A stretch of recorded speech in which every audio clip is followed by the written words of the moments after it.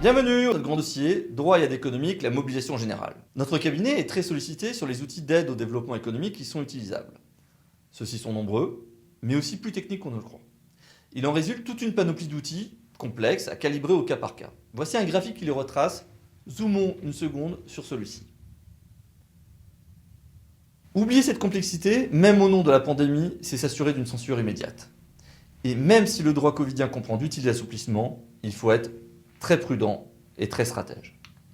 À ce sujet, nous avons posé deux questions à M. Christian Poiret, président du Douaisis Aglo, ainsi qu'à Michel Isnel, consultant associé, le management des liens. Tout d'abord, bonjour. Bonjour à tous. Bonjour à tous. Monsieur le Président, en ce domaine, quels sont vos projets à court terme et à moyen terme? Il y a deux piliers.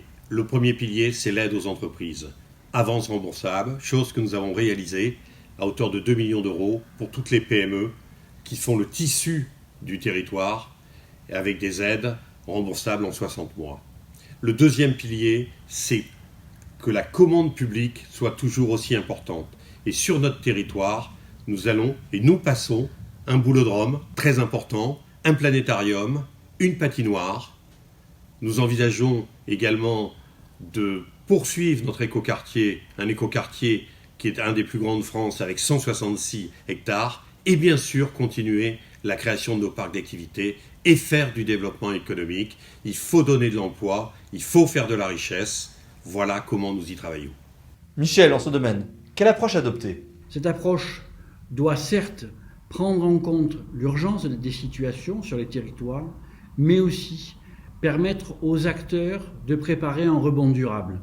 Monsieur le Président, quels obstacles avez-vous eu ou aurez-vous à dépasser dans ce domaine selon vous? Avec quelle stratégie et quels sont les conseils que vous pourriez donner aux autres territoires? Ce n'est pas facile quand on est communauté d'agglomération. Nous dépendons bien sûr de la région, mais nous dépendons également des services de l'État. Ça, c'est un des dossiers importants que nous avons traités pendant le confinement. C'est la rapidité des délibérations, la rapidité des décisions et le droit pour pouvoir payer les entreprises au plus vite. La stratégie aujourd'hui, c'est d'accepter le protocole Covid qui doit être mis en place sur les chantiers, être à côté de nos partenaires, continuer à développer le territoire. Il faut tourner la page du Covid.